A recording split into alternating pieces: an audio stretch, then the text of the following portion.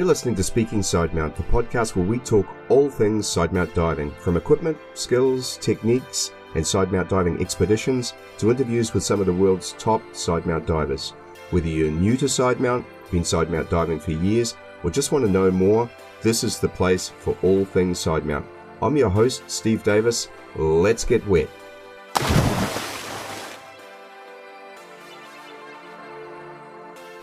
Hey, welcome back to Speaking Sidemount. I'm Steve Davis.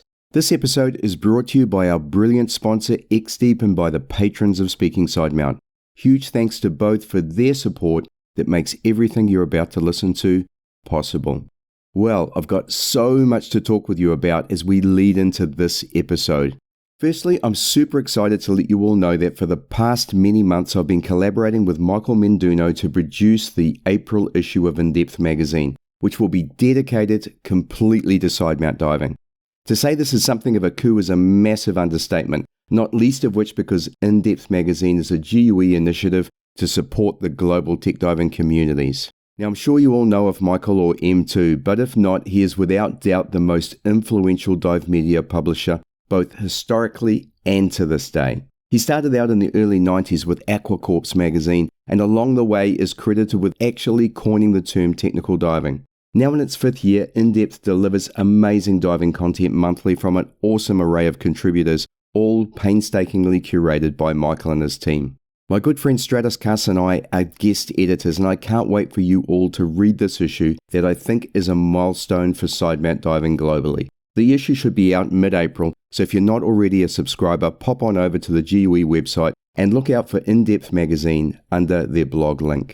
Now next up, I took delivery of my new SEAL dry suit late last month, and I've been able to crack out my first few dives on it, including some deeper trimix adventures in the Bay of Islands here in New Zealand. To say that I'm loving it is an understatement. It looks amazing, which, let's face it, is important. I think we all love having our names and national flags on our suits, but more than that, functionally it is awesome. As you would expect with the involvement of the XDEEP manufacturing teams, the suit is very high quality. My custom fit is spot on, and I'm loving the little touches of genius, such as dedicated wet notes pockets that make it so much easier to deploy and stow your wet notes. Also, the right shoulder zip pocket is another innovation that makes stowed equipment much more accessible. I'll get a few more dives up on it and then do a dedicated video review and maybe a comparison with my SF Tech dry suit that I also love. You'll be able to find that on the Sidemount Pros YouTube channel.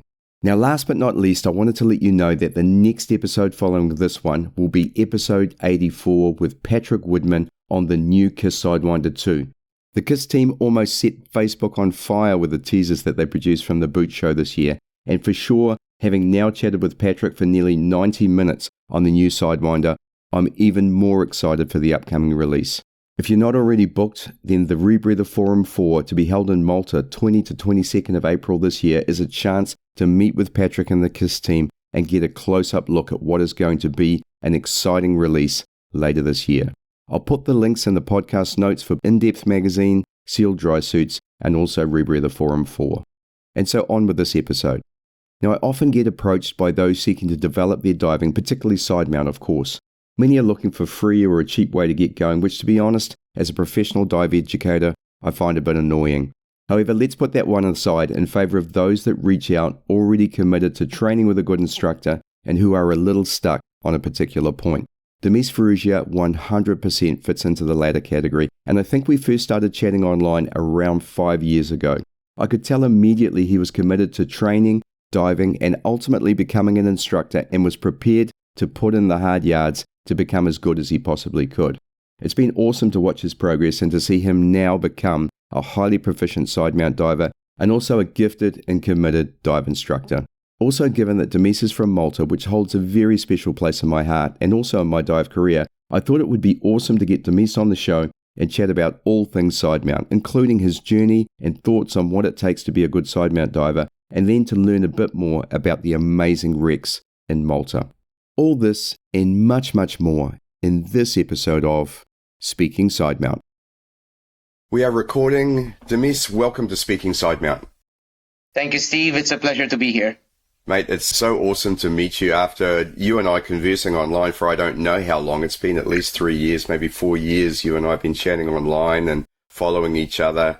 And from my point of view, I've been following your progress as a diver, which has just been sensational to see you progress from training with Tom and Audrey through to where you are now. And I really want to get into that. But to get started, could you tell us a little bit about your background and in particular how you got started in diving? Yes, sure, no problem. So my journey into diving actually started during my time in the service as a volunteer rescuer with an NGO in Malta called St. John Rescue Corps. And during my time in the service, I spent a couple of years there and, I covered numerous topics. And during my time in the service, I actually discovered my two passions in life. And that is diving, of course. And apart from that, also my love and passion to teach. So during this time in the service, they were organized a tri-dive session to start the rescue diver team for the entity. And that's where, when from the get-go, the first time I submerged and put my head underwater and the anxiety and the adrenaline kicking in, I said, wow, this is really something surreal and out of this world. I was always into extreme sports, like when I was younger, I used to do skateboarding, and after skateboarding, I joined the service and other stuff. I used to do rock climbing as well, but didn't go really well. Lucky no bones were ever broken, thankfully. But anyway, as you go through life, you start doing bits and bobs everywhere. I must admit, breathing through an artificial apparatus, not through normal air, so to speak, I always was hooked on, even during my time in the service, breathing from the BA system, the breathing apparatus that firefighters carry. It was always something thrilling, so to speak. Then, of course, I started progression, did my open water, then the advanced, and slowly worked my way up the ranks, etc. And this was back in 2013 when I started diving. And as time went by, through social media, the concept of Sidemount started to emerge, this magical system. And I must admit, in the past, I was actually one of the most unfortunate persons that something that I didn't understand. I was very curious about it, but I'm like, these wide mount people, so to speak. But then as I started to educate myself, the system, how it works, I got super intrigued. I started the long journey to work my way towards Sidemount and training and technical training, of course, with that. And then in 2018, I took a giant leap of faith and I decided to go pro. And that's where we started conversing back in time. And I had actually reached out to you for some couple of tips and tricks of how I can be different and not pursue the mainstream, so to speak, teaching aspect. And that's when I took the decision to start the long and tedious journey towards becoming a pro in the right way, of course. And ever since 2018, Diverse Scuba Solutions was born. It is just amazing. And there's so much to unwrap in there. Let's go back to the beginning, because that experience when you first put your head underwater with a scuba set on and start breathing, I remember it myself. I'd been snorkeling for a long, long time, so I was very familiar with being in the water and so on. But that little bit of trust that you had to have in the equipment to let yourself go deeper than snorkel depth and then see that you can breathe and feel the regulator delivering you gas as you create a little vacuum. And it was just such a thrilling experience for me. And I can only imagine, I did it in a place called Martin's Bay in New Zealand here with about 1 meter visibility and about 3 or 4 meters of water, right? So my stepfather pushed me underwater. It was crazy. But I can only imagine what it would be like in somewhere like Malta with 30-meter visibility, beautiful underwater features. It must have been stunning. Yes, I do agree. We're quite blessed here on the Maltese archipelago. Maybe for our listeners, Malta is made up of a small collection of islands. You have the mainland, which is called Malta, and then you have the sister island, which of course is very famous nowadays, called Gozo. I'm sure you must remember Gozo during your time there, Steve. Very much so. During your internship there and expanding your instructor knowledge. And then we have other smaller islands. Then we have the third island called Comino.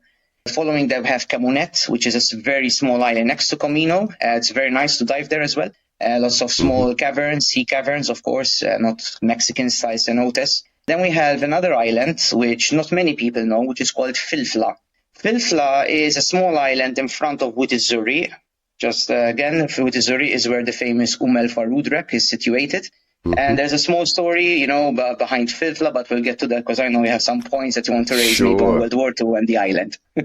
Totally. There's so much to talk about with Malta and Gozo in particular. And those islands, I knew of Camino, but not of the others. So that's going to be interesting to uncover that as well. Something I wanted to ask you a little bit, because I spent time in the Navy, and so I had a fair amount of time with a breathing apparatus on my back out of the water as well. So the same experience of going into, not real fires for me, we had a fire unit, which was this big kind of metal structure that was set up to be like a boiler room on a ship. And we'd go in there and fight fires, which was somewhere between terrifying and exhilarating, I would call it. Very hot. You always had boiling water dripping down as the water wall would drop water on top of your head. And of course, carrying a breathing apparatus out of the water, as what any of us have experienced, is nothing like being in the water. You're carrying all of the weight, and they're almost always steel cylinders as well, in my time at least. And so it's quite different, isn't it, from scuba diving? It is different. Generally speaking, of course, during my time in the surface, we used to go with the concept of the rule of thirds. Of course, 1/3 for the search, 1/3 to go out, and 1/3 as a reserve, of course. But there are also some aspects in regards to breathing apparatus use where, of course, given that the cylinder is getting warm through the environment, etc., of course, you're fighting a fire at the end of the day. We also were trained to bear in mind that, physics is working to your advantage. As you know, if your SPG tells you one thing, or in our case, it was a normal pressure gauge, you never rely on trusting it, as you know. But, having said that, of course, tallying to scuba diving and and what I teach in diver scuba nowadays, something very different from your typical pre-dive checks. For example, I also incorporate some safety features that we learned during firefighting training. And I also apply it also to my scuba training. Case in point, for example, I also like to do a fictitious negative and positive check on my hoses. Case in point, I always teach students, hey guys, once you're all done with the regulator setup, you check the second stage, inflation hoses, take note of the pressure that you're closing off the cylinder when you're storing it. Try to store it in the shade, and bear in mind as you're walking back before you jump into the water, just have a quick look at the gauge. Have you noticed a pressure drop, Again, something which I learned through my firefighting experience. And again, it doesn't hurt to share some knowledge. The goal is not only to create good divers, but also self-reliant divers as well. And safety is something I really press home on in our sport. Yeah, I love that. I've often said I always learn something in these interviews, and so you just taught me something today as well. And also, I'd put that under the category of a thinking diver as well, right? Knowing your equipment so intimately that you know that if you leave it in a constant temperature environment, close the valve and come back, it should be the same, right? That's awesome. I love that. Right, so let's move on a bit. You started diving in 2013, and I'm really interested that you had 5 years of diving in Malta before you decided to become an instructor. So how was that? What sort of dives were you doing, and whereabouts were you diving? Yes, over the initial 5 years, I, of course, took the normal route in the sense that, in Malta, we're renowned for our wrecks, as you know, Steve. And basically, I started getting vested and familiar with the wrecks such as the P29, which is a patrol boat at Chirkawa, the Rosie wreck, which is also at Chirkawa, my neighborhood wreck, as I like to refer it on social media, which is the Farrugia, which is literally a stone's throw away from where I live in Malta. And, the Carwella, etc., etc. So the first 5 years were purely about building up my experience slowly, Steve. I was always tech savvy, love numbers, love data. I still keep track record of all of my dives and the sec rate on each and every dive. And quite curious, of course, as my experience grows, it's humbling to see when I'm teaching that, particularly at DSD, at Discover Scuba Dive, like how much my sec rate increases, because, of course, there's a lot of responsibility in the dives. But, the first 5 years were purely about discovering what my beautiful archipelago had to offer. Just build up the experience, establish where I want to take my diving career and professionality in regards to experience. And then from that point onwards, as I said, 2018 was where it really took off to the next level. You did your training for instructor with Tom? Yes, I trained at GTD in Gozo back in 2018, yes, with Audrey as well. Yeah, cool. And so as you will have heard on the podcast before, that's Tom Steiner at Gozo Technical Diving, where I did my instructor training, and a little bit different. I'd been diving for such a long time when I got there. However, it's pretty remarkable when you turn up at a place like that and start to play in the world standard, as I described many times with the places I've been to now. And Tom's such a cool guy, such an awesome instructor's instructor almost, isn't he? He's a great role model and a really good guy to do your foundational training with. So talk us through how that went, where you started and what you did with Tom. The instructor development course, and then of course followed up by the evaluation, was around 10 days long. I must admit, it was some of the most intense 10 days of my diving career, and understandably because I was, under the supervision of, quite very famous instructors. But I must admit as well that during my time there, I did learn a lot. So of course, I had my foundations all sorted, rightly so. It's a different IPC program. And I wanted to align myself so that following the training, I can get going on focusing on foundations, buoyancy trim, propulsion, stability, etc. And yeah, every day was jam-packed, a lot of information apart from, vesting in the standards of the agency and, getting familiar also with other concepts that were taught to me. But as I said, I learned a lot. It was quite a humbling experience. And also, it was nice to become almost a student. Even though I was practicing to becoming an instructor, it helped me to stay in touch and abreast of what a student actually feels when they come to me to train, whether it's for side mount, twin sets, or I don't know, even basic open water. It's nice to remember as an instructor that, listen, apart from the anxiety and the jokes and the nice atmosphere, it's also nice to remember that you're ultimately dealing with a human individual there. And it's also nice to remember, and to stay polite and flow the course accordingly and not put too much pressure. Yeah, and Tom's a master at that because he's such a cool guy. And when I say cool, he's very even and mellow. And so he's very intense. So that's a contradiction around the diving aspects, especially safety. And I've got so many stories around safety. That was something he 100% didn't compromise on. And examples of that are weather, right? Goes on Malta, get a bit of weather every now and again. The great thing about the island is typically if you can't dive one coast, you can drive around and dive the other coast. So there's almost always a dive site you can go to. But he was uber strict on, if you didn't feel that you could get everyone out of the water after an issue, then you didn't dive. And so, there were many, many times when, you felt like, it'll be okay, we can get in. But what rings in your mind is, can we get out again? So that was just one example, and there were many of those. But he's very good at passing on information, but he demonstrates role modeling almost more than anything else. So he shows you more than he tells you. I think there's a lot in that as well. The other thing was, I think I saw him angry underwater a couple of times, but by the time you get back to the surface again, everything was okay, and you do your debriefs at Dive Center there. It's just a fantastic experience. Yes, in fact, as I said, I love data. I am tech savvy. I am quite a passionate person. I love, to learn and understand the why behind everything. And I do remember a few times, during the IDC where, I got so excited on a particular topic that it's just one question after the other, but, those 10 days, I must admit, it was, as you said, intense, but I learned a lot, and I'm quite happy that I made the decision back in 2018 to follow that career path, and which has led me to nowadays to the level where I am with my business with Diver Scuba. Yeah. And when did Sidemount come into your diving?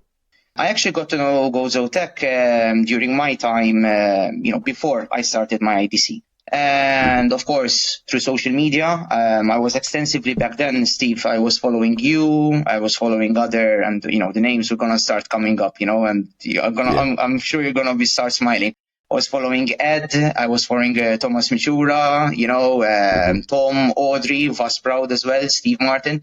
So of course I was following, these pioneers almost, where they were actually doing in the industry. And I said, wow, there's a lot. And back then I was already, of course, diving in back mount, particularly in twin set. And I remember a particular time where it was like the turning point where I wanted to slowly start educating myself towards, not only good quality training, but also towards this magical system called Sidemount. And I remember I was at the Blue Hole in Gozo. And I was diving with my single tank, etc. And one of the things that captivated me was, of course, as side mount divers, how relaxed are these people? They're just walking around, with this turtle-style shape wing. It's ironic I say that because, of course, nowadays I'm a side mount instructor, and I laugh when people say that to me. But yeah, back then I'm like, what's this witchcraft here, But I got curious, when I started doing research. That's where the name of XDEEP came up. Then I started doing research, and I took the path so that I undertake my training.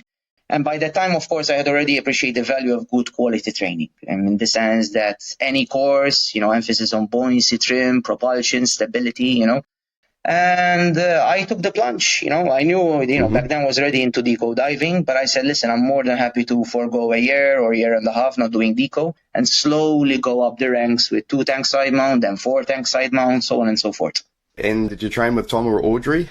Back then at GDD, there was an instructor, Mons was his name, and he was my first technical instructor in the sense of side mount related under the supervision of Audrey.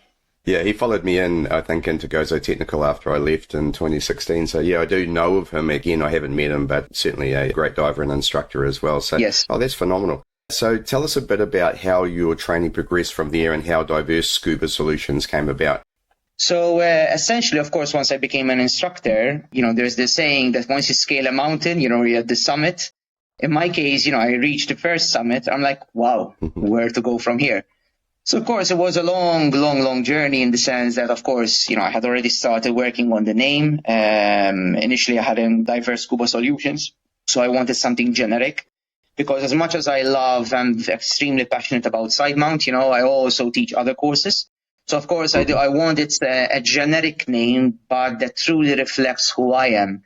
In fact, Steve, if you look at my logo, it looks actually like a ammonite, a seashell. However, if you notice on my logo, it's actually each bar is in the form of the triangle. And of course, that refers to my firefighting heritage or the fire triangle. Yes. The idea behind the logo, for example, was that the first and most important foundation is your stability. Case in point, buoyancy, trim, and propulsion. And nowadays, that's hard-coded into my DNA. Every certification I issue, I can guarantee that student has undergone rigorous training. I pour my love and passion into diving into that person, not only in the water, but also on land, ethics, etc., etc. By the way, going back to the concept of Diverse Scuba, back in 2018, of course, I had to come up with the name of the logo, shape, etc. And I started building up my portfolio, going from one student to the next. One of the most exhilarating things I enjoy as an instructor is that, sure, a student might come to do, for example, side mount training. But the last side mount course I did is not going to be the same exact side mount course I'm going to teach with a new student. Of course, the curriculum is going to be the same. We're going to talk about aluminum cylinders. We're going to talk about seals, convex, concave, buoyancy, trim, different side mount wings. But the solutions entailed to a particular student might not necessarily be for another student. The position of the weights, the use of the fins, so on and so forth. Which leads me nowadays, one slogan I really hold to heart, Steve, is that as an instructor, I really hold to heart the following quote, which is, it's important that we fall in love with the problem and not with the solution. And that, as an instructor, allows me to go in with an open mindset and understand that I may have this tool bag of experience with me. However, even myself, I'm always learning new stuff as I go along and trying stuff out so that ultimately the student, once they finish with me, they are the true forms of the certification that they are actually earning at the end of the day. I love that because that is absolutely true. Yeah, as side mount instructors, we often side mount is the solution to your problem. And you can put it on and get in the water and be like us. And the truth is you can't. Every single student has a different body shape, different girth, a different length. And so solving the problems of getting side mount sorted for them is really the fundamentals of any good side mount course, isn't it? And so understanding, how you set the wing up, how long your bungee should be, where the clip should be located. And it is different every time. And so I love that idea of coming into it knowing that you're going to face these problems. And it can be frustrating too, can't it? For the student and for the instructor is trying to get all of the little intricacies right so that you get them in this really solid platform in the water that you can then, layer on what we're talking about there, which is the fundamentals of buoyancy control, trim and stability, and of course propulsion. One thing I like to add also, Steve, and I'm sure as a fellow professional, you must experience this as well, because I also follow you on social media, is that we're there ultimately to do a job, of course. We're not just around to grab beers, etc. We have a job to do. But I believe that every course that a student finishes with me, you're actually almost building up a relationship, of course, professionally, with the student. And it's nice that, you see your students posting on social media, working on their experience. They travel to Indonesia, for example. They travel or come back to Malta or around the world, and you can track their progress as they're going along. You're like, wow, during that time, I did the best to my ability, to train the particular student. It's nice to see them grow. And another thing I like to add, Steve, is that there's always this big debate as side mount divers in the community, aluminium versus steel tanks. I am a steel guy. I love my steel tanks. Fun fact, by the way, for the first 2 years, I specifically actually trained on aluminium tanks and stayed on aluminium tanks because I wanted to build up experience on that. But nowadays, it puts me in a perfect position to discuss with students aluminium and steel tanks because I've invested a lot of time diving both of them. And then we can get into discussion of steel convex or steel concave, etc. But even though in Malta, as you know, Steve, we're quite renowned for our steel tanks because they're fairly lightweight. But one of the questions I asked even before I started side mount course is that, listen, where do you plan to take side mount in your case? Because if the student is planning to go somewhere or is coming from a country that no steel tank is available, who am I to put this person into steel tanks? So even though I love steels nowadays, and especially with my concaves, I also want to make sure that the needs of the students in the course I'm teaching are being met. And that ensures that not only is the curriculum delivered, but also the students achieving a near replica of what they will expect when they go back home. Yeah, 100%. Yeah, I love that. And it's absolutely true. And one of the things I've experienced over my, nearly 10 years as a side mount diver now too, is I almost, without thinking about it, switch cylinders. Whatever I get is what I can dive in. And now I've become quite adept at it doesn't matter what the cylinder is. Within reason, I'm not going to dive massive steels ever, or dumpies for that matter. That's not going to happen. Or 15-litre steels, that's never going to happen. But if I'm diving 12-litre steels or 11-litre aluminium, it doesn't matter. And of course, not all steels are the same. There's two types of aluminium, so you need to know what they do as well. But it is really important to be able to do that. And then the other factor that, of course, comes in is what water are you diving in? Are you diving salt or fresh?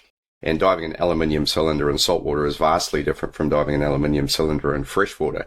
And so there's this whole conundrum, if you like, of which cylinder should I use. And I so miss my concave steels that I was diving in Malta. We can't get them here. They're not legal in this country for some stupid reason. And I remember, I think I was with Vass actually at Gozo Technical, and I think he got some, I saw some, and the first thing is they stand up, for heaven's sake. So you've got steels that will stand up. That was pretty cool, and you don't need to put boots on or anything. But then putting those cylinders in the water, and once you got them set up correctly, they were just absolutely stellar. I wish I could have some now, to be honest. That would be my weapon of choice for salt water anywhere if I could get them. But, you get used to it. I dive very heavy 12-litre steels here. I've got 12.2-litre Fabers, which are 14.1 kilos. They're described. They're quite heavy. However, once they're in the water, I know how they behave when they're full. They become quite buoyant, actually, when they're below about 120 bar in particular.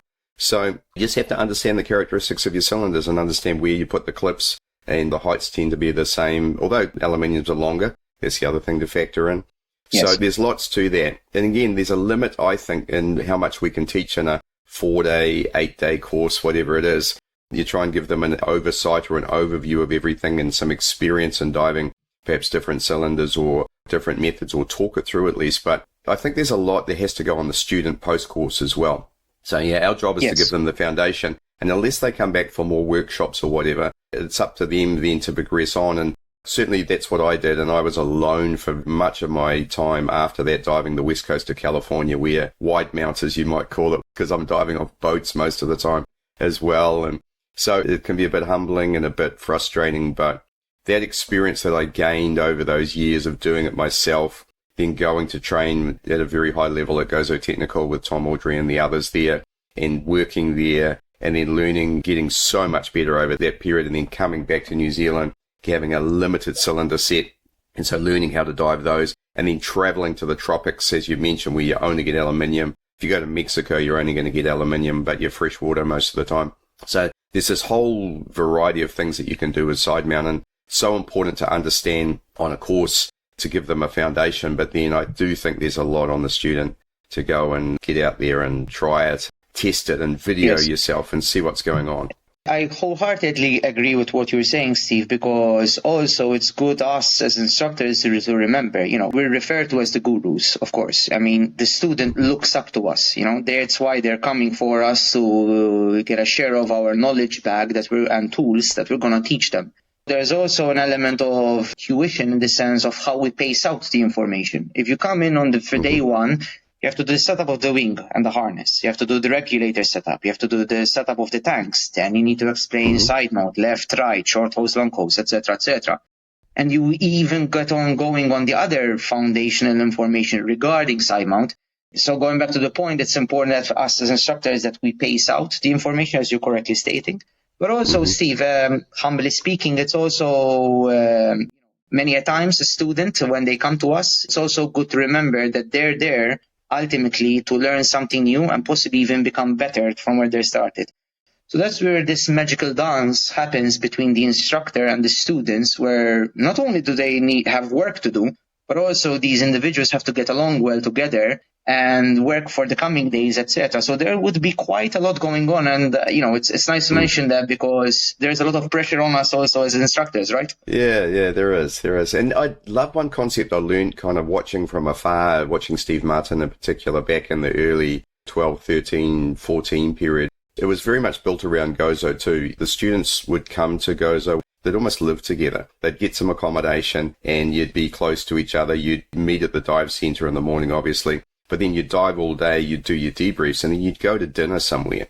And so the concept is not you turn up for a course and then everyone goes home in the evening. It was actually you'd have dinner together. You'd still be talking side mount. The students would still have opportunities to ask questions. You'd have the opportunity to share stories, which people love to hear about diving in different situations, times when things went well, times when things didn't go so well. And you can get a lot of information across when you consider that this is now not a 4 or 8 hour day. Now it's a 12, 16 hour day where you're spending time with the students and these different opportunities for teaching come up. And personally, I love what I call the après diving, the after diving. It's almost as good as being in the water. And I remember to this day sitting outside Gozo Technical on Tom's shipping pallets, furniture there. The Europeans are all having a smoke. I'm sitting there trying to dodge the smoke and breathe clean air somewhere. But, we'd be talking diving and Tom would be holding court, speaking 5 different languages in one sentence almost, between French, German and English normally. It was just a brilliant experience to learn so much after the diving. That's true. In fact, as we said earlier, and you correctly mentioned, and it's interesting also to hear that, you share the same sentiment that I do in the sense that, we're working with individuals. Everyone has a story behind them, not only diving related, but it's nice to break the ice also. So listen, what do you do in life? How's the country that you come from, And, I always get the same questions like, you Maltese, what's your cuisine like? How's the language? And that's where we get into the history, the Semitic language. The Maltese language is a combination of numerous languages.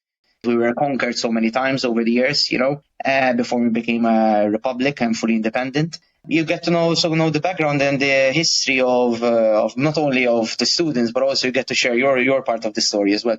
For sure. And you brought up Malta, so I can't resist talking about Malta as the entire archipelago that you mentioned. It's just such an interesting place to me. And as an outsider, when I first came there, the things that strike you, firstly, obviously the language. I make a joke. I hope this isn't insulting. You'd go into bars, especially on Gozo, and there'd be a bunch of old men with 16 TV screens around all the corners, all watching a different football match happening somewhere in Europe. And the language at first sounds a little bit harsh. It sounded like they were yelling at each other. And I used to do this kind of loose translate. Tom, you're my best friend. I love you so much, but it sounded like they were actually being quite aggressive.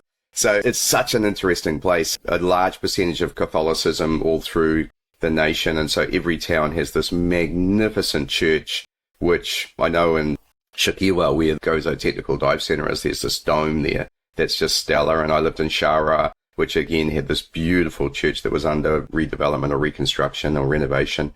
And the people, it takes a while to cut through a little bit. Some of it's language barrier, but once you get to know them, they're so warm. And I love the food. I loved the Gozoton wine was okay. It was just such a good experience to be able to go out for dinner in different places. And of course, then there's the diving. So from your perspective as Maltese, tell us a bit about Malta in terms of the culture and so on. And then let's weave that into the diving and talk about the diving at Malta.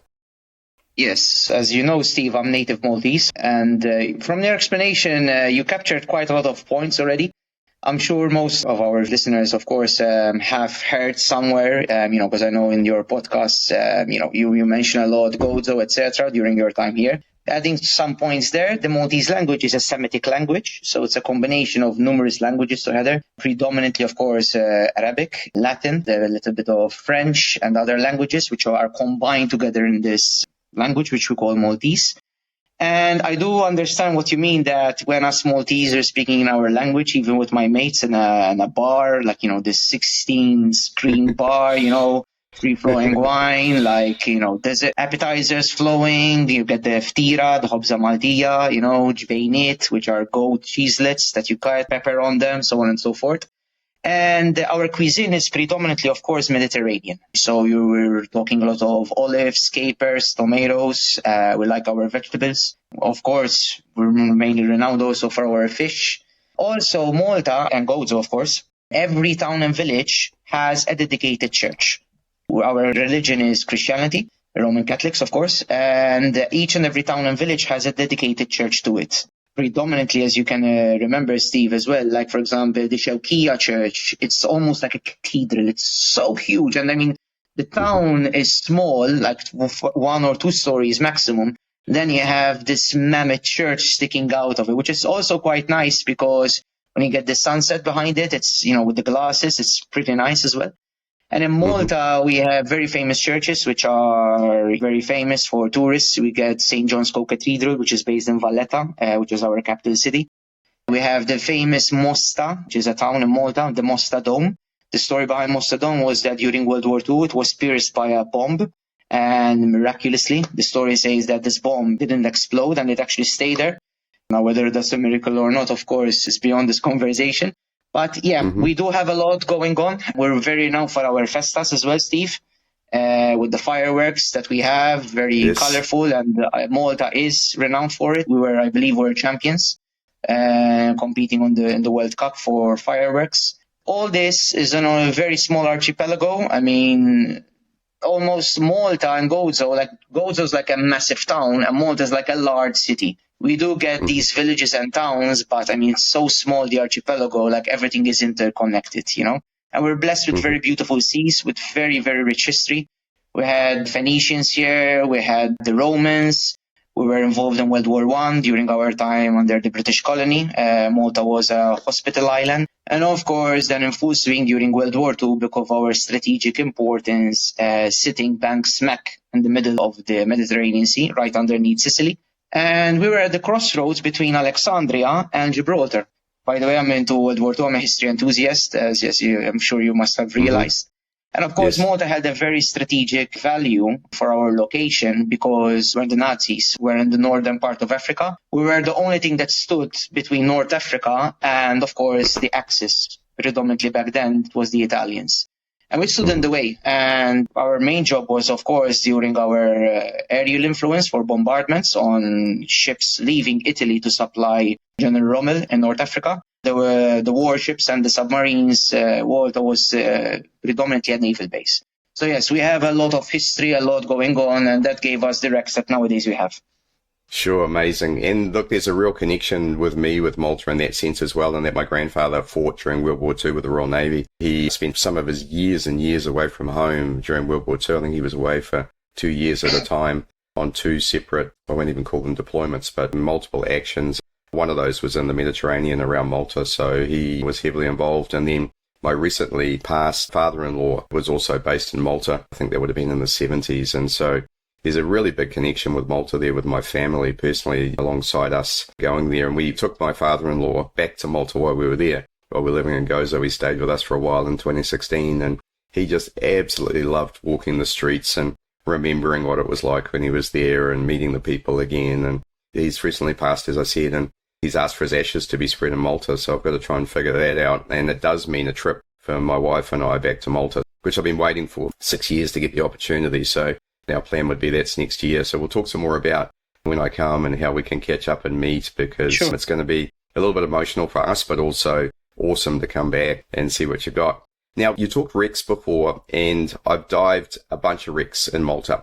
Obviously, I've dived the Carwella and the Schlendi and Camino Land and the wreck site on Gozo, which is nice. They're purpose sunk, very sanitized wrecks. It's a nice dive because you have to walk down the hill to get to the water. So Sidemount shows its power getting in the water there, and then you've got a bit of a 50-meter swim also out to the wrecks and a bit of navigation to do.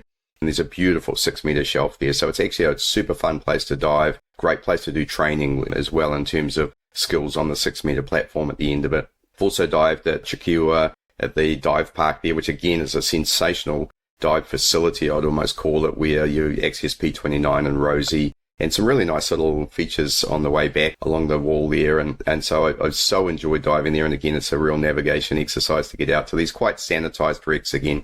Then there's HMS Stubborn, where we do our trimix training, 60-odd meter submarine, but again, purpose sunk. And then I come to ones like the Demis Farrugia that you mentioned, which, yes, it was scuttled, but it was damaged in a fire. And so, again, a little bit sanitized, but a really great wreck to dive. Fantastic, so close to the shore. I've done HMS Southwold. Now we're on to a genuine World War II wreck, a little bit deeper in the 60 to 70 meter range now, but an absolutely sensational dive. But there's many, many more than that, and these are the ones that are relatively easy to access, purpose sunk wrecks. And I'm very interested in knowing more about the World War I and World War II wrecks that have, I know, just become available to us as divers. So tell us a little bit about what there is in terms of wreck diving. Apart from the caverns and the reefs and the walls that we have here in Malta and Gozo, of course, varying in different depths, we are also very heavily renowned, particularly in Malta, for our wrecks, both artificial and historical wrecks. You did quite a lot of wrecks, Steve. Just a fun fact, recently we had another wreck scuttled, the Chat Lahmar. It's called the Hephaestus. It's the baby brother of the Farhud, in the sense that it's also like the shape of a tanker style. It's not like a ferry, so to speak. It starts at around 33 meters and descends on the sand. It's on a gentle slope to around 42 meters. It's very sanitized, of course, because the growth hasn't grown on it. I mean, I'm a Farhud guy, even, locally, and when I speak on social media, I always refer to the big U, of course, El Farhud. Because the Farhud, given its location, there aren't close wrecks to it, so it's the only wreck in that particular area, so to speak. I do hope eventually maybe we get another smaller wreck there to spread a bit the interest. But yes, going back to your point in regards to historical wrecks, you name it, we have it here in Malta. We have submarines, we have fighter planes, we have bomber planes, both Axis and Allies. We have numerous battleships. We have a troop transport ship and a hospital ship that was used during World War I, which is the SS Polynesian. Very beautiful wreck. It's renowned for its currents. That's where DPV diving comes into play, combined with trimix setups and rebreathers. Maybe we'll talk about it a bit later on. But yeah, going back to World War I, we have a very beautiful wreck. I would love to do it. I haven't had the opportunity yet to do it. I've been so busy. Which is HMS Nasturtium, which is a wreck split into 3 parts. It's a World War I style battleship, which is resting at around 65, 67 meters. So bang smack on the edge of normoxic diving. But the beauty of this wreck, it's been there for a very long time. It's more than 100 years underwater. So even the coral growth there is not only huge and colorful, but also very thick coral, which nowadays forms, it like encrusts the wreck and is actually protecting it. And the HMS Nasturtium is very renowned, not only for its story, because one minefield had claimed, went back within the space of like 2 or 3 days or a week, claimed 3 ships from the British Admiralty, of course. They're all sunk in the same area, so to speak, and they vary a lot in range. Because the same minefield also claimed the lives of a World War I ship called HMS Russell, which flipped upside down because of its huge guns, and it's sitting, unfortunately, belly up at around 100 meters. So within the same minefield, you have a 65, 67 meter wreck, but a couple of odd meters away, like 300, 400 meters away, within the same minefield, you have another wreck, which is significantly much deeper as well. Now you're talking, of course, hypoxic diving, so to speak. We also, as I said, Steve, now referring to World War II, we have another submarine, which was recently opened, I believe 2 years ago, called HMS Olympus, which is an Odin-class submarine, which sank on its departure from Grand Harbor, and that's resting on the sand, I believe, at around 120 meters, which is very, very deep. But it's very well renowned for deep hypoxic CCR divers nowadays, because it's one of the very few places you can also find black coral on it. And all these dive sites are protected by UCHU, which is the Underwater Cultural Heritage Unit under Heritage Malta, where a team of professional divers are, of course, support divers and archaeologists who find these new wrecks, document them, and eventually prepare them to be opened to the public. And I'm pretty sure in the coming year or 2 years, significantly more wrecks are going to be made available of all shapes and forms, possibly submarines, battleships, airplanes. I hope. I have a love for airplanes because, a ship, you expect it to be in the sea, It's quite interesting to see an airplane underwater. Last year, I did the B-24 Liberator, which we have off the southern tip of Malta, which is an American heavy bomber. On its route back to Malta after bombing Sicily by mistake. It actually veered off course. It only fell into the sea 2 kilometers away from the runway. So it was quite unfortunate that, they were so close yet so far. And in fact, from shore, it's only like 1.5 kilometers away. So we're not talking crazy, like even we go with a speedboat. You can reach the dive site within 15 minutes maximum. But yeah, we're very blessed. We also have Nazi bombers in the sea. I know I'm a bit biased, but it's such a fantastic place to dive. You can choose from a menu almost. Exactly. There's so much there. I mean, when you go back to Farrugia as well, I mean, if I lived where you live, I'd be on that ship every day. Like, I contrast that with my favourite wreck, HMNZS Canterbury here in New Zealand, where I have to drive 2 hours south or at least an hour south, jump on a boat with a boat operator, 30-minute boat ride, or there's another operator where you do a fast rib ride from a little bit closer, like it's only 15 minutes. And then you're on the wreck and you get to do usually one dive. I want to do 2, but of course you've got other divers on the boat who want to dive some reefs and stuff, which are nice as well. It's not that they're not good dives, but I find it very frustrating compared to my experience in Malta and Gozo, where, you can drive in your own car to the shore and pretty much jump in the water straight from the shore and do an amazing dive. And then when you want to go out to some of the other wrecks, of course, the boat operators are awesome as well. I remember my friend Kevin Vella there, who Tom used a lot. I don't know if he still does, but Kevin's a great guy and he ran a really, really good boat. So we use him for the Stubborn and for the South Wold were the 2 that I did with him. Just brilliant. So I can't wait to be able to see more of what's available in Malta. And as you say, this is such a rich history in the country in terms of wrecks. I did do a dive in Schlendi where I've seen some Phoenician artifacts on the bottom at 60 meters. It's just amazing what's there. Also very aware of the Phoenician wreck project that is actually operating a little bit further out in Schlendi there that PJ Prinsloo spoke to him about. I can't remember what episode that was, but there's just such a history, and then to know that there's more wrecks being opened. I love the process of that as well, where the archaeologists go out first and make sure they get all of the information and data they need from a historical perspective before they do, in fact, acknowledge that they should be open to divers who are capable of diving them. Yes. And it's also apart from, the thrill behind diving on a deep wreck. I also see it in the sense that also my late grandfather, Steve, was also involved in the war. And for me, it's the closest thing to time travel, Steve. I mean, I don't want to sound unappreciative. It's nice to dive on the Farrugia. It's nice to dive on the B-29, Caruela, so on and so forth, and other wrecks around the world. However, there's something captivating behind a wreck that has a history behind it, in the sense that, this submarine, for example, or this plane was shot down and now it's lying on a sandy bottom or on a big place of algae, etc. And it's also me, what I do is also I like to do some research, and just because I read once about the Stubborn, it doesn't stop there. Or about the B-24 Liberator that we have here, or other wrecks that we have. It's the closest thing to time travel. And it's mesmerizing going down, putting on your video torch, all these nice colors, coral dangling from a battleship gun or a anti-aircraft, hold, or maybe a bomb that you see and a torpedo tube that's sticking there, Also, one thing I like to point out, Steve, is how important as technical divers, particularly us as professionals, is to advocate ethics, in the sense that you only take with you photos and memories, It's not nice to see, people, both me as a local and even when I travel abroad, Steve, that we pick stuff up, etc. It's not nice. Remember that you have to be respectful. And ultimately, most of these wrecks are actually war graves. So it's important that we stay ethical in what we do. And the only thing we take with us are just the memories and the photos or the video, of course, behind it. Yeah, 100%. And of course, there was the day of the wreck hunter, and I know in New Zealand here, Kelly Tarleton and a bunch of guys were involved in the early wreck diving here. And the big emphasis in those days was grabbing artifacts and bringing them up. I don't begrudge them that era, because in those days, very few divers could go to those wrecks, and the diving they were doing was very, in our sense, very dangerous, because it was mostly air diving as well.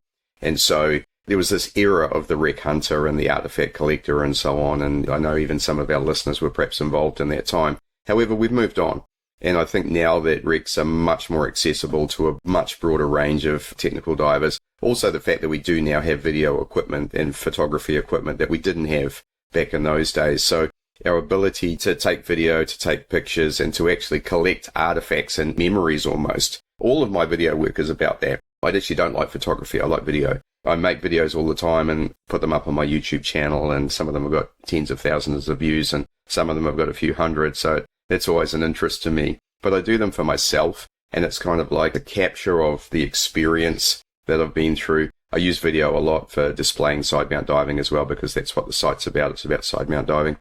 But I 100% support what you say, and I think it is the norm now that people know that you don't take things from wrecks, and also acknowledging that Maltese wrecks belong to the people of Malta as well. And so you're actually, especially people like me coming from overseas, we're guests, and so you respect your hosts. And the other thing too is diving professionalism as well, making sure that you're not touching what you shouldn't be touching is super important. So let's create a real story here. So I'm coming to Malta next year, and I'm going to start making it real by talking it into being. So where are we going to go? What wrecks do you think would be best to put onto our program, and where are we going to dive? All right. So you're piling pressure on me here. So, okay, no problem. So look, I mean, of course, I know that you spend considerable amount of time in Gozo. I think as a local, I do have a few areas that I would love to show you, as your guide here. Not only maybe some more detail in regards to the history, for example, behind the Farrugia, but also I know that you're a DPV diver. And thanks to you and your videos that you upload on Facebook and social media and YouTube, I actually myself nowadays have bought the black tip as well. And I think DPV diving, of course, has been there for a few number of years, rightly. But even in Malta, nowadays, DPVs are significantly more common. Case in point also with rebreathers, but we'll talk about that a bit later on. I think, guiding you around and, with the scooter, Steve will get to go to the Farrugia, but then on the same dive, of course, planned beforehand, I'll tell you, hey, look, as a local, I know a few sea caves, etc. And we get to explore some other areas, different reefs in Chirkewa, and also we get to combine different sites all together into one dive. So, for example, recently I did the journey from Shuaini Bay, went to Billinghurst, and even progressed a little bit further and came back, You don't need to fight with people, to find parking, etc. Where with the DPV, you can essentially use it as your mule. And you combine dive sites. And there's also the experience, because we always dive an area, then you have another area, but you never explore what's in between. And you never know what you can find, Yeah, 100%. When I was there, you mentioned Shuaini Bay, which is a very popular training site with Gozo Technical. It's got a beautiful little 6 to 12 meter area that you can train in with lots of neat swim arounds and stuff. But it's actually the site that you access Double Arch from. And it's quite a swim out to Double Arch. I mean, I don't know how far that is, but it certainly takes 20 minutes or so to swim out to the arches, which is fantastic. It's well worth visiting. And we have done Double Arch to Triple Arch with DPVs, which was a lot of fun. And going along the wall there and then finding Triple Arch, knowing what to look for, because it's very difficult to find sometimes. And I don't actually even know the name of the bay, but there's a bay previous to that where the kind of hotel is. There's a car park and you can access Triple Arch from the Triple Arch end. And I managed to get in the water there and say, I'm pretty sure Triple Arch is going to be about here somewhere. So I navigated my way out and I had little features on this beautiful, beautiful platform there. I'll call it a platform, but it's kind of the bottom at about 6 to 10 meters. I had a rock formation that I called the toilet bowl because it looked like a toilet bowl. And then there was the table. There was another one that looked like a table. So you'd go to the table, then head straight north to the toilet bowl. And then it was kind of northeast or northwest. I can't remember which one. And it would take you straight into Triple Arch. But yeah, look, to be able to go to Billinghurst from there as well, which isn't that far away, but it's not a dive you would do swimming. So love it. In fact, when you mentioned Double Arch, always a story comes to mind. As I'm sure you must have noticed over the past few years, I've been hanging out a lot with Vasprout for some fun dives, etc. We also sometimes work together. But on a particular time last year, I did my DPV training with him there. And, one of the skills that you do there, of course, and other stuff. And then one time we said, hey, listen, we didn't bother to charge our batteries, but you also want to go and we do a small dive to the Double Arch. And that's where you're like, oh my, do I really miss my scooter? And, it's a good underwater 15, 20 minutes swim, gentle progress, of course, towards Double Arch. And at one point, I'm like, why is my finning becoming heavier? And it took me a good 2 to 3 minutes to realize. And I'm like, there's barely any current here, so what's going on? And I always dive with a mirror, Steve, for safety reasons. So it gives me a 360 view of the surroundings, very conscious on safety, etc., even when you're guiding. It's nice to quickly have a look at your clients, to make sure everyone is together. It's not a means, of course, to stop and actually turning around, but it's nice to get a quick glance without intimidating people. Anyway, and I look behind me and I see Vas just very relaxing with his fingers grabbing on my crotch steering. And, he just shrugs his shoulders like, yeah, got a free ride. I'm like, really? This is how it's going to go? So anyway, I always remember we burst out laughing, water coming in the mask, etc. It is a bit of a swim, yes, and that's where the benefit of a DPV comes into play.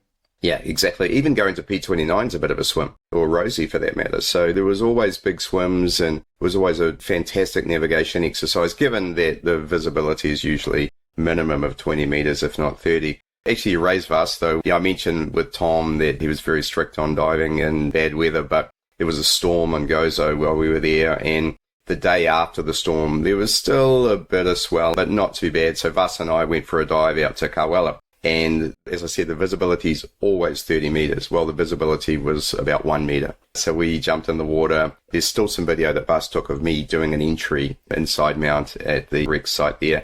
And we navigated out. And I kid you not, we swam out and Vas and I are like super close to each other. And we're saying, where's the wreck? Both looking at each other. And then as I turned towards Vas, I pointed and said, there it is right there. He was a meter away from the wreck and we couldn't see it. And this is so different from normal. And so we went into the Carwella and it was just such an amazing dive. I think I've still got some video of it somewhere, but it was so eerie and dark because of the poor visibility. Such a different experience. And then, of course, you normally get a little bit of deco on that dive. So we came back and finished our deco swimming into the wall as you do at 9 meters, 6 meters. And then same thing coming back. We knew we were going in the right direction, but had no idea when we were going to hit the wall or even where along the wall we were. Such a good dive. Got a few good experiences with us as well on other dives. Let's move on a little bit. You raised some of the equipment, and like you, I found the black tip DPV, and it's become my go-to for DPV diving, and I've done a video on that if you haven't seen it. It's on my Sidemount Pros YouTube channel. It was just an overview of my thoughts on the black tip, why I chose it, why I thought it was a good DPV. Is it the best DPV in the market? Certainly not. There's some absolutely amazing ones out there. The Seacraft, in my opinion, and I think in the opinion of most who dive DPVs most of the time, is probably at the upper echelon, and I'm sure there's some others. But what's great about the black tip, straight away the entry price in terms of buying it is much, much lower. I think it's almost half the price. And the value that you get from the particular DPV, I saw a video of you where you had it neutrally buoyant as well. It balances out extremely well. That's the tech version. And listen, I mean, I've had like 2 hours on the trigger on it with no problems whatsoever. The battery life is really good. I've put big batteries in mine. I've got 12 amp hour batteries in with travel sockets on them. So it's a really nice DPV and one that I've come to love and certainly will look forward to traveling with. I want to take it to Truck Lagoon, and I'm not sure I'll bring it to Malta. It's just too far, but I'm sure I can borrow one from somewhere or hire one or something. By the time that you come, for sure, I'll have another, or if not 2 scooters around for future students as well. So I'm more than happy to lend you mine, Steve. Don't worry, I'll have them set them up for you, so don't need to worry about that. Yeah, you mentioned a good point, Steve. And actually, the video that you shared on YouTube under your Sidemount Pros channel is actually what got me hooked on to the black tip. Absolutely agree with you. Is it the best scooter in the market? No. I think similar to other pieces of equipment, Steve, I know we're going to talk about shortly about the Sidewinder, etc., because we both have a love for that unit. The black tip, for the price, one of the biggest selling points for me, apart from the battery concept, which you in your video cover extensively well, is also the fact that it comes with 8 gears. And it's almost impossible not to match the speed of your body with it. Other brands that I've used, in the price range of the black tip, I did notice that Speed 1 was a bit too slow and Speed 2 was a bit too fast. And even the noise, some brands are quite loud, I think as an all-rounder, the black tip for the price range, it's an extremely good nippy unit, comes in different tubes as you covered in your video. And for me, it was a no-brainer for the price range to go with that. It has so much to offer and it's so easy to customize as well. And it's also very low maintenance. Yeah, I haven't done anything to mine at all. I have had to move the shroud. Unfortunately, I ran mine through some seaweed, which moved the shroud a little bit, and the propeller was catching, but just a couple of taps moved the shroud back into place, and I haven't done anything with it at all. So yeah, absolutely. All right, so let's move on to the rebreathers. And as everyone knows, I went through this massive search for the right rebreather, and I had some very specific criteria that I used that doesn't need to apply to anyone else, but it was just very much, I'm a side mount diver, I wanted the side mount rebreather. And there's some great side mount rebreathers out there now. Dive Soft Liberty is one for sure, and the T-Rebs come out now, and because Sidekick, a lot of people love that rebreather as well, and side mount. Sure, there's others, but the Sidewinder, once I started to get onto that, and Michael Thomas was the first one to raise it with me, I think. And then, of course, with Ed Sorensen, and then ultimately training with Ed on the Sidewinder, it's just become a unit I love so much. And having just come back from training with Patrick Woodman, where it's an update from what I learned from Ed, and I've reconfigured everything. Patrick's now standardizing everything in terms of the Sidewinder skills from a foundational level, from your Mod 1 course, Air Diluent course, through to what I did with him, which is Mod 2, the Normal Exit Trimix course. So now I'm really looking forward to doing some more diving with it, some deeper diving. May even get to go out this weekend with a little bit of luck. So just a brilliant unit if you're a side mount diver. I mean, tell me a little bit about your experience and the thought process that you went through when you chose the Sidewinder. We have a lot in common, Steve. Not only our love for, for diving, but also the equipment choice, but also with the Sidewinder, my journey into rebreather diving. It's a fact, it's a joke I like to mention, because I think it took me almost 7 years to find the unit that I actually wanted. Of course, during this time, I'm teaching courses, etc. So it's not like, hey, when the time comes, it will happen. I actually started doing humongous amounts of research on almost all the brands. Had a look at the Megalodon, had a look at the Divesoft, had a look at AP, JJ, XCR. I tried around in total 5 rebreathers before I actually came towards the KISS Sidewinder. But predominantly, Steve, I actually bought and started the journey, and I know it's going to take me a few years to get there because I don't want to rush it. Because, personally, the rebreather training that I've undertaken, and I'll mention a bit of few points that I'd like to share with our audience, is that rebreather diving for me was a humongously humbling experience. I tried numerous units. I didn't want to check out the money, on a unit just because my peers are buying one. I had a mission because it had to fit as close as possible to my requirements. One of them was the weight. Quite literally, you can check on social media, many people post photos of the Sidewinder fitting in a small suitcase, empty without stuff, etc. You're talking no more than, it's a little shy over of 10 kilos. No unit comes as close to it as possible. And also the concept of its simplicity in the sense that, it's quite simple in what it is. But also the benefit, Steve, that it can be used predominantly, of course, for side mount. But also you see some divers that have also adopted it to be used on back mount units as well. Yeah, either as a main driving system or as a bailout rebreather, This little unit just doesn't stop putting a smile on your face. Moving on to the training, I was lucky enough that the training I took, we shipped over an instructor, myself and my technical diving buddy, and we spent 10 days of training on the Sidewinder, and we got to follow the new curriculum of ProTech, and of course that Patrick has made available. And if I can mention 3 key points that really blew me away, apart from the simplicity, etc., which we discussed, is it's quite literally, and I'm not sure if you share the same experience, Steve, it's quite literally taking my open circuit side mount setup and you're just adding the unit. That's it. You don't need special D-rings, you don't need special clips, you don't need special parts. It's a copy and paste. I kept the same wing, I kept the same setup, same steel tanks, same regulators, same everything.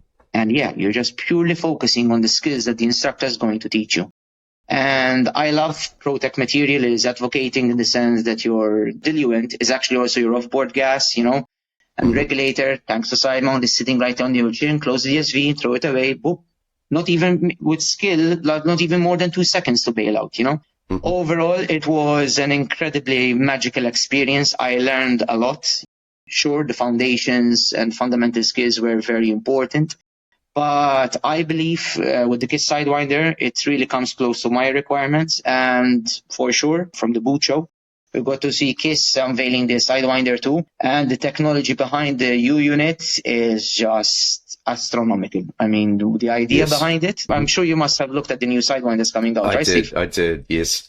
Yeah, absolutely. And there's so much to unravel in that. from the little teasers that they've put out so far, the new ADV setup, the new method through which the scrubbers work, because it's completely different from the current one as well. It just looks amazing. And so I can't wait to hear more. And I know there's almost been a social media storm from what they put out at Boot, because they're letting little teasers out, which raised so many questions that then poor Patrick, who's one of the busiest men I know, was trying to answer them online as well. And I think we all have to take a bit of a breath and just say, hey, listen, the information will come.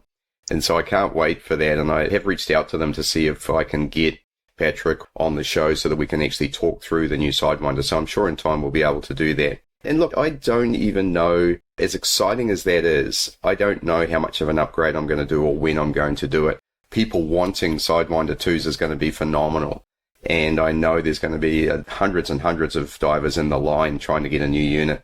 And I'm so happy with what I've got right now that I'm quite happy to keep diving it until the right time for me to upgrade. And then the question is, because it's modular, are you going to upgrade the entire unit to the Sidewinder 2, or are you just going to take some of the modules and say, hey, I want the new ADV setup, or I want the new canisters, or I'm not even sure what they're doing around the DSV and loop, whether there's anything happening on that. I don't know if you saw that, whether the counter lungs are changing. So there's so much there, but as you say, it's so simple. It's easy to service. Very little that can go wrong. When it does go wrong, that's quite easy to deal with. You either bail out or there's something that you can do with the unit to stay on it. I was very enamored with the new protocols in terms of dealing with issues. The timeout, bailout, how you flush now is quite different to how I was flushing before. So I'm very, very excited about doing more diving on it, doing some more deeper diving. I'm only at normoxic, and I don't even know if I'll go to hypoxic, but what would drive that would be something like Maltese Rex, yes, where there's a requirement to go a bit deeper. So that may be in my future. I'll see. One other thing I wanted to mention, you mentioned the protocol that was introduced in the new training program, which I absolutely liked a lot. I'm speaking from the experience. I like also the concept that's being pushed is that your DIL, they encourage the use of nitrox. Not only for managing your partial pressure, in the sense if you run out of O2, you still have options. There's the semi-closed concept, etc., which I really, as a data-savvy guy, I really enjoyed. I was blown away. But, you read it on the manual or on PDF, but you actually get to experience a semi-closed skill. It was like, whoa, reading it from theory to practice, it was really interesting to see. But one thing I also wanted to mention, Steve, is from my experience during the training, the first training I did, was that the skill that really humbled me a lot was the internal boom skill. Yes. Again, reading it on a PowerPoint is one thing. Actually experiencing it in the blue is a total different story. I can easily come here and say, yeah, I'm the best diver in the world, no issues whatsoever. It was quite a challenging skill. I'm happy I managed to do it. But even after I did it, I'm like, yeah, you did it, sure, but that's something, a lot of homework you need to do going home, thinking about the thought process, the flow, the chart, how it goes. Step 1, you do this. Step 2, you do that. Then you do this, etc. And I think that's where the benefit of undertaking proper instruction during open circuit time, of being a thinking diver. Yeah, just because there's a ladder there, but yeah, is the swell letting you get out of the ladder? And the concept of teaching me, hey, you have a mind, train it, use it, don't let it get lazy. When I progressed onto the rebreather training, that mindset helped me a lot solve some issues as well. Should I open the O2 or not? Wait a second. We're on timeout. You have time. You have 2 tanks, side mount. You have your body. It just gives you so much options and room so that you can navigate the path of stress accordingly. And that's something which I think the new curriculum really helped, because I must say it was, again, some of the best 10 days of my life towards my diving career. I learned a lot during that time. Yeah, absolutely right. When I did my first training, which was before the new curriculum has come out, we didn't do a lot of internal boom as part of the skills. And so it wasn't a skill that I was particularly familiar with. So when I first came to it was at the Mod 2 course. And what was interesting there is I had about 120 hours under my belt on the Sidewinder by that point. And it's not that I was the finished product, because Patrick certainly unraveled me and took me right back to the very beginning. And of course, my configuration changed and my weighting changed a little bit. So I was sort of struggling with trying to deal with that in a very short period of time during the course. However, when I was doing internal booms at 60 meters and pitch blackness in Halita, it wasn't anything that I particularly struggled with. And you stay on the loop on this one too, which is different to the timeout. In the timeout, you're coming off the loop. Internal booms, you're staying on the loop. and you're shutting your O2, seeing if that solves the problem. If it doesn't, you're shutting your diluent and you're venting gas from the unit to make sure that you don't become overly buoyant. And then you've got a flushing exercise if you've got too much O2 in the loop. It's a very interesting skill. And one thing that comes to mind for me listening to you talk about that is the importance of practicing these skills.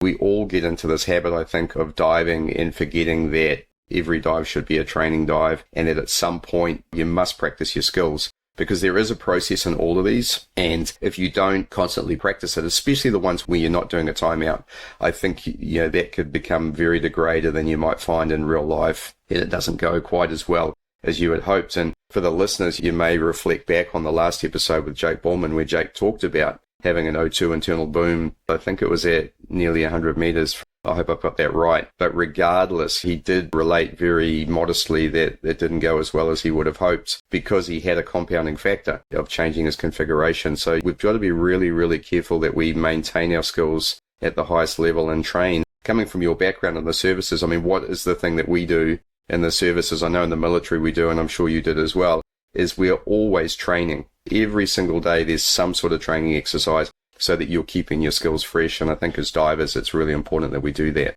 Yes. As you correctly mentioned, Steve, in my case, again, I did have a relatively good amount of experience in open circuit diving, but I did come in with the mindset that, hey, let's not rush our horses here, okay? As good as you may think you are, you're diving a totally different setup altogether. It was interesting, again, becoming a student myself. I always try every year, Steve, to take some courses, whether it's, in my case, last year was my rebreather training and the DPV training I did. But also I like to educate myself on, different topics in regards to psychology. I always try to keep the mind busy. But going back to the rebreather training, Steve, one thing that really was interesting is that me, myself, becoming, again, a student towards a diving course and listening very attentively towards the curriculum that's being passed on to me. And, of course, I fuse it with the experience I brought in from the open circuit time. And, again, the why behind it, how they made the ideas, Patrick, how he formulated and the team formulated the idea behind the new curriculum was just really interesting. It's nice that as Sidemount divers, you have our regulator already deployed, whether short or long hose. It's literally a few centimeters away from your D-rings or from your neck. And there's a bailout function. It's super nice rather than deploying it, purging it, checking gauge, etc. It just speeds up the process. Going back to your point, I do try to stay abreast with the practice and also the theory. I put a lot of emphasis on the checks. Okay, one can say that because I don't have much experience, but listen, at the end of the day, this is the insurance I have control on. And stuff I can control, why not focus on them? Because if I take this due diligence to ensure my safety, guess what? The entire team is going to be happy. Ultimately, I have a responsibility not only because I'm a pro, but also on my teammates. Why put unnecessary burden on my teammates that I truly care about? I mean, I'm diving for fun, but also it's important the fun can only be there if everyone is diving safely. Yeah, and this element of role modeling there isn't there as well. And also the other thing that came to mind as you were speaking there is complacency. Open circuit diving, 100% you should do it. Rebreather diving, it's 1,000%.